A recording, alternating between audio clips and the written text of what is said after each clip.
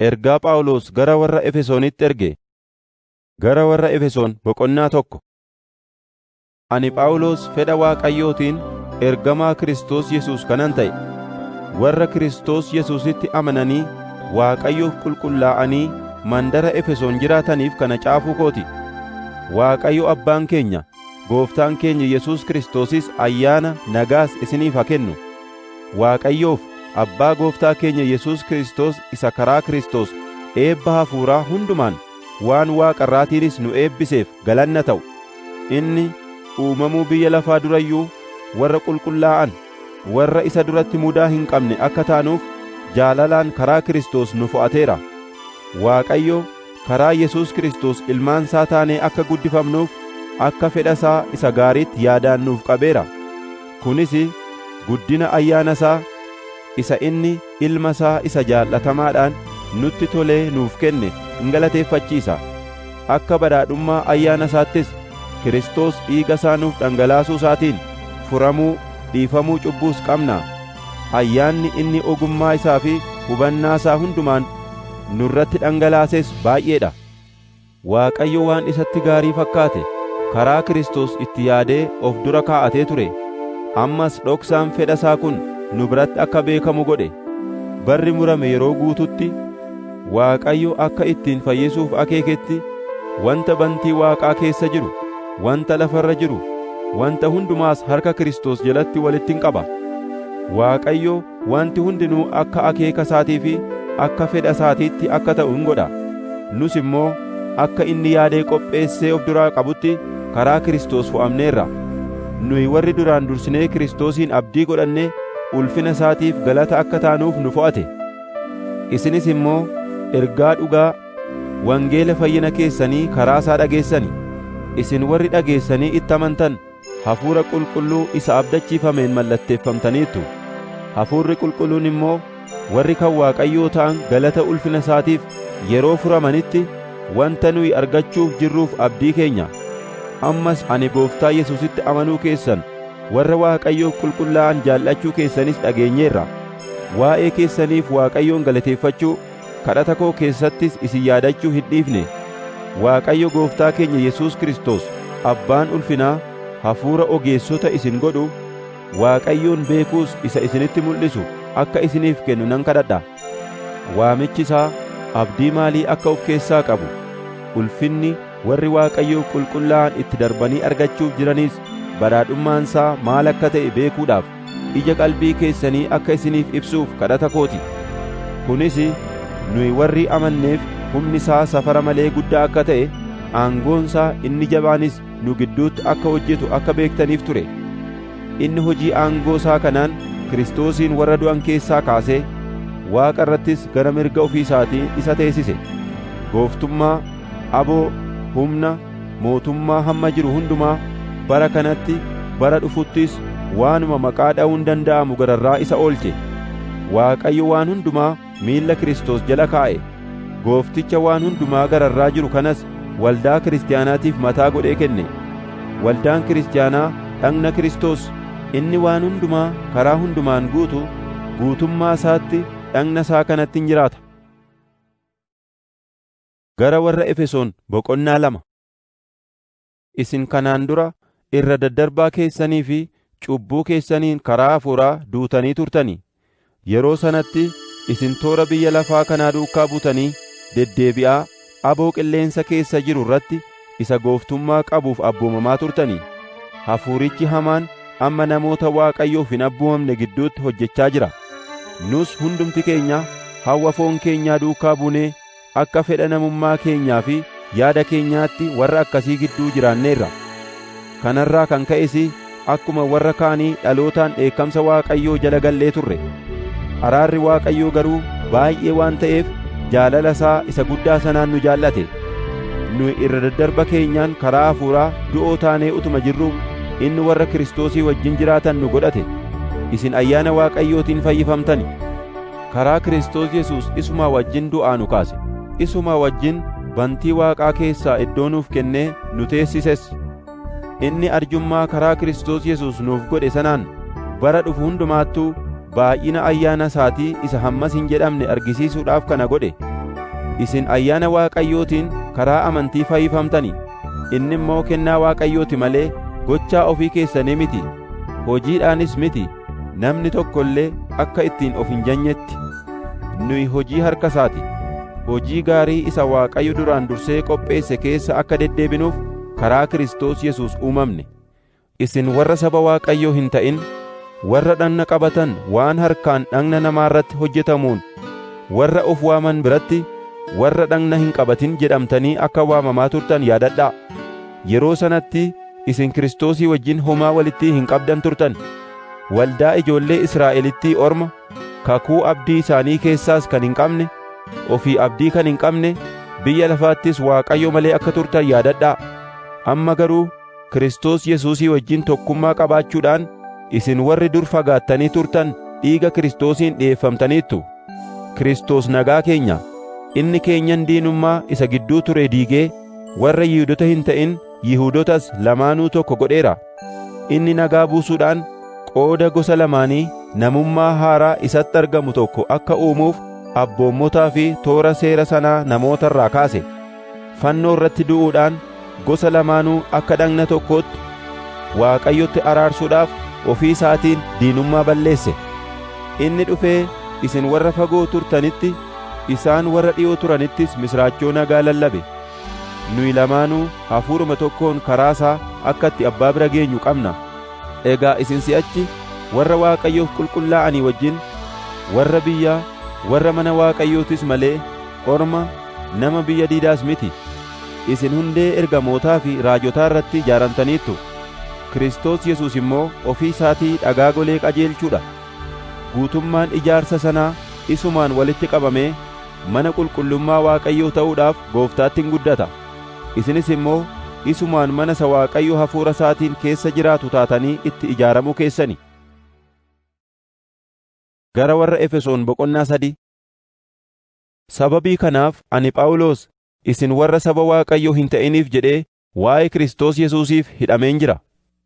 Waa'ee hojii ayyaana Waaqayyoo adeemsisuu isa isiniif jedhee anatti kennamee dhageessaniittu ta'a. Akkuma an dura as keessatti gabaabsee isiniif caafe, Waaqayyo dhoksaa isaa mul'ata keessatti anatti argisiiseera. Kana dubbifachuudhaan dhoksaa Kiristoos hubachuu koo beekuu hin dandeessu. Dhaloota darban keessatti dhoksaan kun ilmaan namaatti hin argisiifamne. Amma garuu Waaqayyo hafuura isaatiin ergamoota qulqullootaa fi raajotatti mul'iseera. Dhoksaan kunis warri saba Waaqayyoo hin ta'in wangeelatti amanuudhaan wanta Yihuudoonni argatan akka argatan, isaanii wajjin bu'aa dhagna tokkoo akka ta'an, abdii isa Waaqayyo karaa Kiristoos Yesuus kenne keessaas akka hirmaatan gochuuf kan qophaa'ee ture. Akka kennaa ayyaana Waaqayyootti ani wangeela kanaaf hojjetaa ta'eera. Kunis gochaa humna isaatiiti. Ani warra Waaqayyoof qulqullaa'an hundumaarra nan xinnaadha. Haa ta'u iyyuu malee badhaadhummaa Kiristoos isa bira ga'uun hin danda'amne. Saba Waaqayyoo warra hin ta'initti misraachoo akkan lallabuuf ayyaanni kun anaaf kennameera. Kanaanis akeeki dhokataan kun maal akka ta'e namoota hundumaaf ibsuun anaaf kennameera. Akeeki dhokataan kun bara durii jalqabee yaada Waaqayyoo yaada isa hundumaa uumee keessa dhokfamee ture. Ogummaan Waaqayyoo inni dachaa baay'ee qabu bara si'anaa karaa waldaa kiristaanaa warra bantii Waaqaa keessaa gooftummaa qabanii fi warra aboo qabu jedhamanitti iyyuu akka beeksifamuuf kun ta'e. Waaqayyo akka bara durii karaa Kiristoos Yesuus Gooftaa keenyaa yaadee qopheessetti akeeka isaa fiixaan baaseera. Nuyi Kiristoositti amanuudhaan karaa isaa amanannee dhi'aachuudhaaf ija jabina qabna. Egaa rakkinni koo isiniif ulfina waan ta'eef, isa ani isiniif rakkachaa jiruuf akka abdii hin kutanneef isinan kadhadha. Egaa waa'ee kanaaf jilbeenfadhee Abbaa nan kadhadha. Sanyiin Waaqa keessa jiraatuu fi sanyiin lafarra jiraatu hundinuu isumaan in waamama. Waa'ee namummaa keessan isa keessaaf immoo Abbaan akka badhaadhummaa ulfina isaatiitti karaa hafuura isaatii humnaan guutamuu akka isiniif kennuuf nan kadhadha. Kiristoos amantiidhaan garaa keessan keessa akka buufatuuf, jaalalattis hiddaaf hundee akka godhattaniif kadhata kooti. Warra Waaqayyoof qulqullaa'an hundumaa wajjin dhoksaan ogummaa isaa hammam akka bal'atu, hammam akka dheeratu, hammam akka ol fagaatu, hammam akka gadi fagaatus hubachuu akka dandeessaniif jaalala Kiristoos isa safara beekumsa namaa bira darbus beektanii guutummaa Waaqayyoo bira hamma geessanitti akka guutamtaniif nan kadhadha. Inni humna isaa isa nu keessatti hojjetuun wanta nuyi kadhannuuf wanta nuyi yaaduu dandeenyu hundumaarra safara malee caalchisee gochuu danda'a. Kanaaf karaa Kiristoos Yesuus waldaa kiristaanaa keessatti dhaloota hundumaa biratti bara baraan isaaf hoqubaan haa ta'u. Ameen. Gara warra Efesoon boqonnaa 4. Egaa ani waa'ee hojii Gooftaatiif hidhamee kanan jiru waamicha isatti waamamtan sanaaf akka ta'utti akka jiraattan isin nan gorsa. Gad of deebisuu fi garraamummaa hundumaan obsaanis walii wajjin jiraadhaa. Jaalalaanis waliif danda'aa. Hidhaa nagaatiin tokkummaa Hafuura Qulqulluu of harkatti eeggachuudhaaf dhama'aa. Akkuma abdiin waamichaa inni isin itti waamamtan tokkicha ta'ee dhagni tokko, Hafuurris tokko, Gooftaan tokko, amantiin tokko, cuuphaan tokko, Waaqayyoof Abbaan waan hundumaa tokkicha, inni waan hundumaarra jira, waan hundumaa hin hojjeta, iddoo hundumaa jiras. Tokkoon tokkoon keenya garuu akka safara kennaa Kiristoositti ayyaana arganneerra. Kanaaf caaffanni qulqullaa'aan, inni gara Waaqaatti yeroo ol ba'e boojuu booji'ee dhaqee namootaafis kennaa kenne in jedha. Amma ol ba'e yommuu jedhu maal jechuu isaati? Dura biyya lafaa kana keessaa gara iddoo gadiitti gadi bu'e jechuudha. Isuma gadi bu'e sanatu Waaqaaf lafa ofii isaatiin guutuudhaaf bantiiwwan Waaqaa hundumaa gararraatti ol ba'e. Isumatus namootaaf kennaa kenne.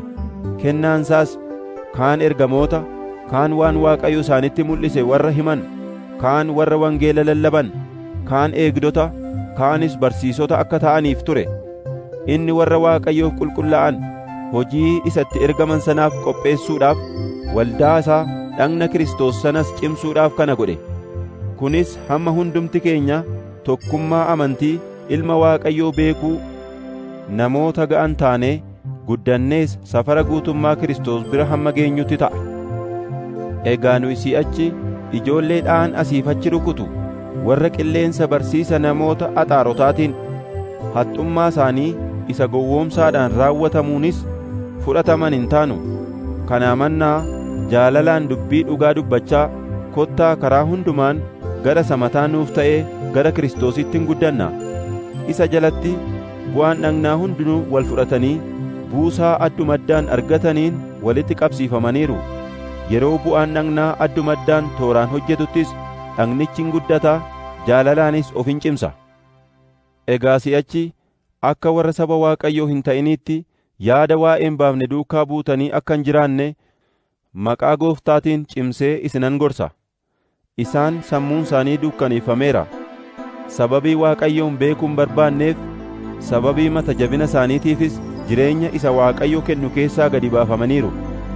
Isaan of qabuu dadhabanii jireenya gadhiisiitti of kennaniiru. Wanta nama xureessu hundumaa hin hojjetu, hin ga'as hin jedhan. Isin garuu Kiristoosiin akkasitti hin barre. Silaa waa'ee isaa dhaga'uun keessan akka dhugaa isa Yesuus keessa jiruttis maqaa isaatiin barsiifamuun keessan hin oolle. Yaada namummaa moofaa isa duritti jiraachaa turtan isa kajeellaa nama gowwoomsuun manca'e of keessaa baasaa. Hafuura yaada garaa keessanii keessattis haareffamaa. Namummaa haaraa isa qajeelummaa fi qulqullummaa dhugaatti fakkaattii Waaqayyootiin uumame uffadhaa. Kanaafis namni addumaddaan soba of keessaa baasee dhugaa namatti dubbatu. Nuyi bu'aa dhagna waliiti. Yoo aartan iyyuu aariin keessan gara cubbuutti isin hin geessin. Utuma aariitti jirtaniis aduun isin duraa hin lixin. Seexanaaf karaan kenninaa. Inni hatu deebi'ee hin hatin. Warra dhaban gargaaruu akka danda'utti hojii waa'ee baasu harka isaatiin itti dadhabee haa hojjetu malee. Dubbii gargaaru yeroo barbaachisutti kan cimsu, warra dhaga'uufis ayyaana kan kennu malee dubbiin hamaan afaan keessan keessaa hin ba'in. Hafuura Waaqayyoo isa qulqulluu isa guyyaa fayyinaatiif ittiin mallatteeffamtan hin gaddisiisinaa. Hadhaa'ummaan, dheekkamsi, aariin, waci, maqaa wal balleessuun, hamminni hundinuu isinirraa haa fagaatu. Walitti kan toltan, garaas kan waliif laaftan ta'aa. Akkuma Waaqayyo karaa Kiristoos cubbuu keessan isiniif dhiise, isinis akkasuma waliif dhiisaa. Gara warra Efesoon boqonnaa 5. Akka ijoollee jaallatamootti fakkeenya Waaqayyoo fudhadhaa. Kiristoos akkuma nu jaallate isinis immoo jaalalatti jiraadhaa. Inni aarsaa fooliinsaa tolu qalma Waaqayyoof dhiyaatus godhee nuuf jedhee dabarsee of kenneera. Akka warra Waaqayyoof qulqullaa'aniitti jiraadhaa malee halalummaan, xuraa'ummaan hundinuu sassatis isin gidduutti hin dhaga'amin iyyuu. Dubbiin galateeffachiisu malee dubbiin gurratti hin tolle, dubbiin midhaan hin qabne, qoosaan hin taanes hin dubbatamin. Namni halaleen yookiis xuraa'aan yookiis sassataan mootummaa Kiristoosii fi mootummaa Waaqayyootti galuu akka hin dandeenye beekaa. Namni sassataan waaqayyolii tolfaman waaqessuusaati. Sababii wanta kana hundumaatiif dheekkamsi Waaqayyoo warra isaaf hin abboomamne irratti hin dhufa. Homtinuu dubbii hundee hin qabneen isin hin gowwoomsin. Hidhata namoota akkasii kana hin ta'inaa. Isin dur dukkanaa'oo turtani, amma garuu karaa Gooftaa iftaniittu. Egaa akka ijoollee ifaatti jiraadhaa. Wanti ifa keessaa ba'u gaarummaa, qajeelummaa, dhugaa hundumaa keessatti in argama. Wanta Gooftaatti tolu qoraa bira ga'aa. Hojii dukkanaa isa wanti dhimma baasu keessaa hin baane bakkeetti baasaa malee itti hin hirmaatinaa. Namoonni hojii akkasii keessaa qaban jiru. Waan isaan dhoksaatti hojjetan immoo dubbachuun iyyuu yeelloodha. Wanti ifichi bakkeetti baasu hundinuu mul'ataan ta'a. Wanti bakkeetti baafamu hundinuu ifaadha.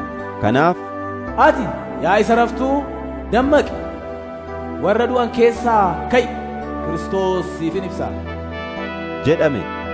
Egaa attamitti akka deddeebitan haleelaa ilaalladhaa. Akka warra ogeessotaatti malee akka warra ogeessota hin ta'iniitti hin jiraatinaa. Guyyoonni kun guyyoota gadhee waan ta'aniif yeroo isiniif kenname utuu hin dabarsin itti hojjedhaa. Kanaaf jaalalli Gooftaa maal akka ta'e hubadhaa malee wallaalota hin ta'inaa. Dhugaatiidhaan machooftanii of hin wallaalinaa, isaanis of hin balleessinaa. Qooda kanaa hafuura qulqulluudhaan guutamaa. Qooqa garagaraatiin, faarfannaa galataatiin, weedduu hafuuraatiinis wal harkaa fuudhaa. Garaa keessan keessatti faarfachaa galata Gooftaa dhageessisaa. Yeroo hundumaa waan hundumaafuu maqaa Gooftaa keenya Yesuus Kiristoosiin Waaqayyo Abbaadhaaf galata galchaa. Kiristoosiin safeeffachuudhaan waliif abboomamaa. Haati manaa akkuma Gooftaa Yesuusiif abboomamtu, abbaa manaa isheetiifis haa abboomamtu. Kiristoos mataa waldaa kiristaanaa akkuma ta'e, abbaan manaas mataa haadha manaati. Kiristoos fayyisaa waldaa kiristaanaati, waldaan immoo dhagna isaati. Waldaan kiristaanaa harka Kiristoos jala akkuma of galchitu, haati manaas waan hundumaatti harka abbaa manaa isheetii jala of galchitu. Kiristoos akkuma waldaa kiristaanaa jaallate, waldaadhaafis dabarsee of kenne, akkasuma abbaan manaas haadha manaasaa haa jaallatu. Waldaan kiristaanaa Waaqayyo biratti fudhatamtuu akka taatutti Kiristoos karaa dubbii isaatii bishaaniin dhiquudhaan isheen qulleessa. Waldaas xurii fi dirmammuun wanti kana fakkaatus utuu irratti hin argamin fudhatamtuu mudaa hin qabne godhee ulfinaan of dura ishee dhaabuuf jira. Akkasuma immoo abbaan manaa akkuma dhagna ofii isaatii jaallatutti haadha manaasaa jaallachuun hin ta'aaf. Namni haadha manaasaa jaallatu ofii isaan jaallata. Namni foonsaa hin soora, hin dhimmaaf malee takkaa foonsaa jibbee hin beeku. Kiristoosis waldaadhaaf akkasuma godhe. Nuyi bu'aa dhagna Kiristoosi. Caaffanni qulqullaa'aan, sababii kanaaf dhiirri abbaa isaaf haadha isaa in dhiisa, haadha manaa isaattis in maxxana, isaan lachanuus foon tokko in ta'u in jedha. Dubbiin kun dhoksaa gadi fagoo of keessaa qaba. Inni waa'ee Kiristoosii fi waa'ee waldaa kiristaanaa in dubbata jechuu kooti. Dubbiin kun isinis immoo in ilaala. Tokkoon tokkoon abbaa manaa akkuma kanatti haadha manaasaa akka ofii isaatiitti haa jaallatu. Haati manaas abbaa manaa isheetiif ulfina haa kennitu. Gara warra Efesoon boqonnaa 6. Ijoolle, abboota keessanii fi haadhota keessaniif abboomamaa. Kun Gooftaa duratti qajeelaadha. Abboommonni inni duraa abdii wajjin kenname. Abbaa keetiif haadha keetiif ulfina kenni isa jedhuudha. Abdichis gaarii akkasiif ta'utti, lafarras bara dheeraa akka jiraattutti jedha. Isin immoo abboota nana, adabaa fi barsiisa Gooftaatiin ijoollee keessan guddisaa malee isaan aarsuudhaaf isaan hin tuttuqinaa. Isin warri garbummaa jala jirtan biyya lafaa kana irratti warra isin hojjechiifataniif sodaadhaa fi rom'aan akka waan Kiristoosiif hojjettaniitti garaa qulqulluudhaan abboomamaaf, akka isa nama gammachiisuuf ija ilaaltanii hojjettanii utuu hin ta'in akka hojjetoota Kiristoositti garaa guutuudhaan jaalala Waaqayyoo raawwadhaa. Akka waan namaaf hojjettaniitti utuu hin ta'in akka waan Gooftaadhaaf hojjettaniitti gammachuudhaan hojjedhaa. Eenyullee garbichas ta'u birmaduus ta'u hojii gaarii isa hojjeteef Gooftaa biraa gatii isaa akka fudhatu beekaa. Isin warri hojjechiiftanis hojjetoota keessaniif akkasuma godhaa. Doorsisas dhiisaa. Gooftaan inni Waaqa irra jiru isaaniif isiniifis Gooftaadha. Isa bira immoo nama wal caalchisuun akka hin jirre beekaa. Kanaa achi Gooftaatti humna isaa isa aangu qabeessattis jabaadhaa. Haxxummaa seexanaatiin mormuu akka dandeessanitti mi'a lolaa isa kan Waaqayyoo guutummaatti hidhadhaa. Nuyi namoota foon uffatanii wajjin wal'aansoo wal qabna miti. Garuu humnoota aboo qabanii fi gooftummaa qaban warra bantii Waaqaa keessaa biyya lafaa isa dukkana keessa jiru kana seerratan, macca hafuurota hamminaa warra bantii Waaqaa keessa jiraatanii wajjin wal'aansoo wal qabna. Kanaaf guyyaa hamaa sanatti mormitanii ittiin qabuu, mi'a guutummaatti hidhattan sanaanis loltanii dhaabachuu akka dandeessanitti mi'a lolaa isa kan Waaqayyoo fudhadhaa. Egaa akka nama sabbataan hidhatuutti dhugaadhaan mudhii keessan jabeeffadhaa. Qajeelummaas akka maddaa sibiilaatti uffadhaatii dhaabadhaa. Akka nama kophee kaa'ateettis wangeela nagaa fudhattanii isa lallabuudhaaf qophaa'aa. Kana hundumaa irrattis amantii akka gaachanaatti fudhadhaa. Isaan xiyya isa hamaa sana warra boba'aa adeeman dhaamsuu hin dandeessu. Fayyina akka gonfoo sibiilaatti, sagalee Waaqayyoos akka billaatti hafuura qulqulluu biraa fudhadhaa. Kadhataa fi himata keessan hundumaa keessatti yeroo hundumaa hafuuraan geggeeffamaatii kadhadhaa. Egaa kadhachuutti dammaqaa, obsaanis itti jabaadhaa. Warra Waaqayyoof qulqullaa'an hundumaafis kadhadhaa. Ani immoo dhoksaa wangeelaa ija jabinaan beeksisuudhaaf yommuun afaan saaqqadhu dubbiin akka anaaf kennamutti anaaf kadhadhaa. Akka dubbachuun anaaf ta'utti ija jabinaan akkan dubbadhuuf anaaf kadhadhaa. Ani funyoo sibiilaatiin lafa hidhametti iyyuu wangeela isaa lallabuudhaaf Kiristoosiif afaan ta'ee ergameen jira. Amma ani attamitti akkan jiru, maalittis akkan jiru isinis immoo akka beektanitti Xiiqiqoos obboleessi jaallatamaan, hojii Gooftaattis amanamaan waan hundumaa isinitti hima. Nuyi attamitti akka jirru akka beektaniif innis immoo garaa keessan akka jajjabeessuuf dhimma kanaaf gara keessanitti isa ergeera. Waaqayyo Abbaa biraa, Yesuus Kiristoos Gooftaa biraas nagaan, jaalalli, amantii wajjin obboloota hundumaaf haa ta'u. Ayyaanni warra Gooftaa keenya Yesuus Kiristoosiin jaalala hin banneen jaallatan hundumaa wajjin haa ta'u.